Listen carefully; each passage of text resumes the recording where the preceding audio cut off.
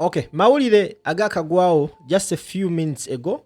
Muhoozi Kainerugaba alagidde Joel Ssenyonyi akwatibwe. Gwe wenna tulaba ku mukutu nkwaniriza era ne nkusaba nti tambuza vidiyo eno. Gy'osinzira okuba ng'otuwakinga, njagala ovuge vidiyo.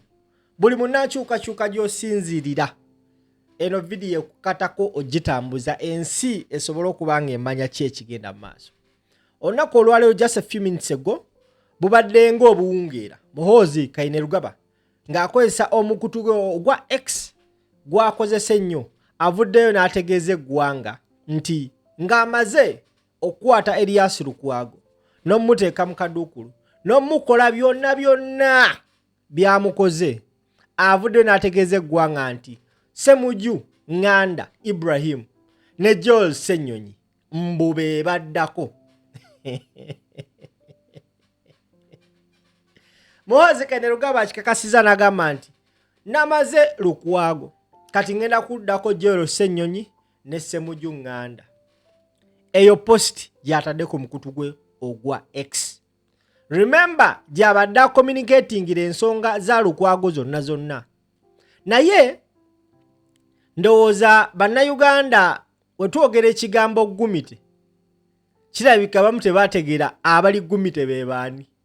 Joel Ssenyonyi akutte caption ya Muhoozi Kainerugaba yennyini nga yakagissaayo n'agikuba screenshot okumanya nga Joel Ssenyonyi ajoze Muhoozi akoze nga President Bobi Wine bw'akoze, n'ateekayo post n'amugamba nti you are used to booty leakers. That's why you hate those who tell you the truth. Again, your disregard for the rule of law is going to be your downfall. And soon, ono Ssenyonyi tamanyirwa. Amugambye, gwe omanyidde bali abakomba mu kabina. Nze ngenda byogera nga webiri. Omanyidde bali abakomba mu kabina. Fe abagamba amazima togaagala. Naye nkugamba ugwe okutyoboola ssemateeka y'eggwanga Uganda agenda kuvaako ekigenda okutwala ate mu bwangu ddala. Joel Ssenyonyi essaawa zino Joel Ssenyonyi kati ndowooza ye General Field Marshal amugambye omanyidde bali abakomba mu kabina. Naye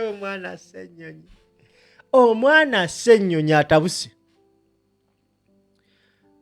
ataddeyo post n'agamba Ssemujju Nganda ne Joel you will follow.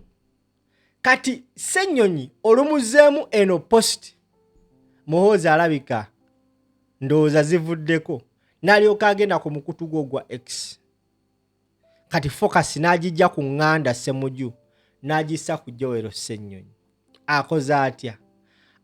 Olumaze n'ateekayo post n'agamba atya? Agambye mbu I want a new leader of opposition in parliament and I will get him. He will be endorsed by me.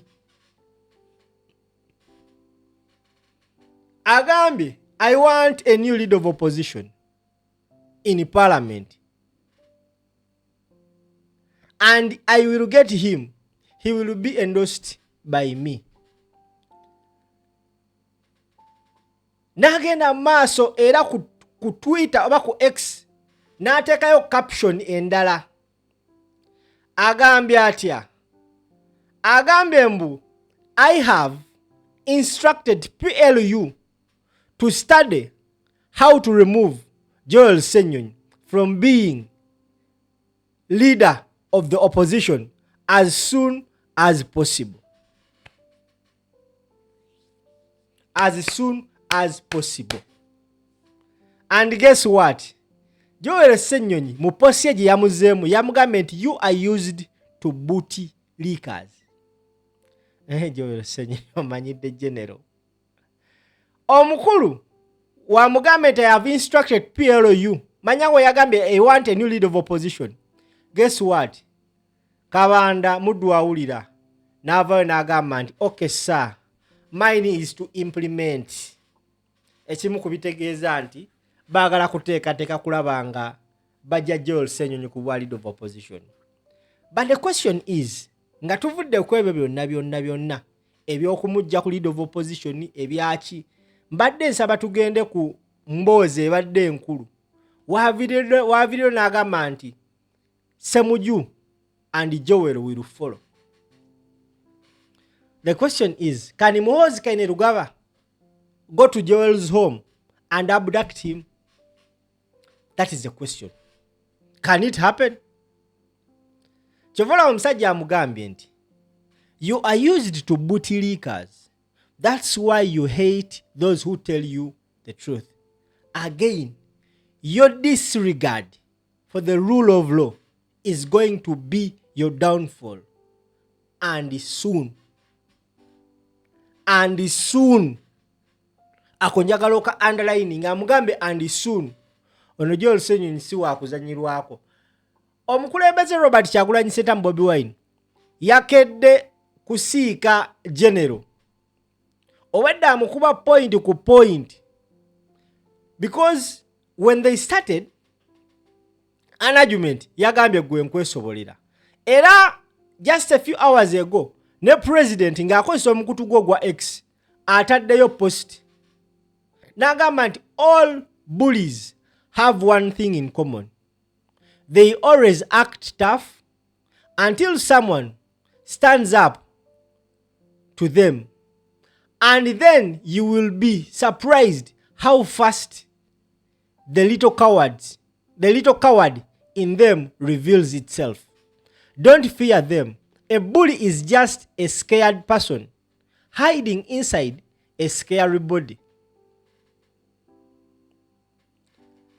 Muhoozi Kainerugaba agambye Ssemujju Nganda ne Joel Ssenyonyi be baddako. Ffe bannayuganda tulinda kuwulira Muhoozi obanga oyina amaanyi. If you have the power. Nga ebyaddala oyina amaanyi. Kakasa eggwanga enkya kwata Joel Ssenyonyi.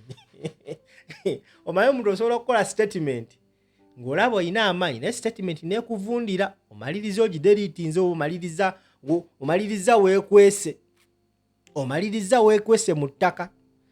Generally, wobanga ogambye ogenda kukwata Joel Ssenyonyi, what Ugandans are waiting for is for you to capture the leader of opposition.